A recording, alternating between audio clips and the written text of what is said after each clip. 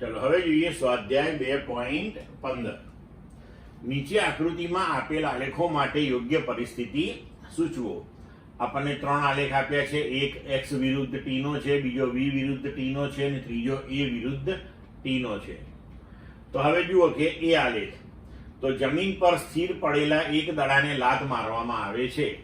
આ દડો સ્થિર પડ્યો, તો જુઓ એ સુધી એના સ્થાનમાં કોઈ ફેરફાર થયો નહોતો.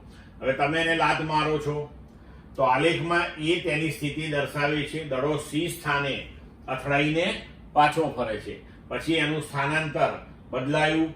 સામે કોઈ દિવાલ છે માનો કે, ત્યાંથી અથડાઈ અને પાછો પડ્યો. તો આલેખ પરથી જોઈ શકાય છે કે પાછા ફરતી વખતે તેની ઝડપ પ્રારંભિક ઝડપ કરતા ઓછી છે, કારણ કે CB નો ઢાળ એ AC ના ઢાળ કરતા ઓછો છે. હવે x વિરુદ્ધ t ના આલેખનો ઢાળ ઝડપનું મૂલ્ય આપે છે, આપણને ખબર છે, અને આલેખનો EF ભાગ દર્શાવે છે કે હવે દડો બીજી દિવાલ દ્વારા અટકી ગયો છે. એટલે કે તમારી પાસે પગમાં દડો પડ્યો છે, તમે એને લાત મારી, સામેની દિવાલે ગયો, અથડાયો, પાછો આવ્યો અને પછી સ્થિર થઈ ગયો. તો આ પ્રકારેની કોઈ ગતિ હોવાના ચાન્સીસ છે. બરોબર. હવે બીજો આલેખ જોઈએ, v વિરુદ્ધ t. તો આ આલેખ મુક્ત પતન પામતા દડાનો કિસ્સો દર્શાવે છે. દડો જમીન પર ચોક્કસ સમયગાળે અથડાય, પાછો ઉપર જાય, પાછો અથડાય, આમ સતત ચાલ્યા કરે અને પ્રત્યેક અથડામણમાં તેનો વેગ જે છે એ સતત ઘટતો જાય.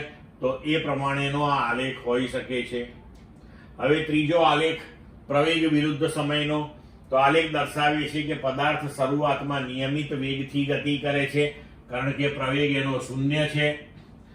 હવે તેનો પ્રવેગ ટૂંકા સમયગાળામાં વધીને 0 થઈ જાય છે અને ત્યારબાદ પદાર્થ અચળ વેગથી ગતિ કરે છે. તો એનું ઉદાહરણ આપણે લઈએ કે જ્યારે ક્રિકેટનો દડો નિયમિત ઝડપથી ગતિ કરતો હોય ત્યારે બેટ વડે તેને ટૂંકા સમયગાળામાં ફટકારીએ અને પ્રવેગ વધીને પછી 0 થાય, પછી દડો અચળ ઝડપથી ગતિ કરતો થઈ જાય. તો તે સ્થિતિ આ આલેખની હોઈ શકે છે. ક્લિયર મિત્રો?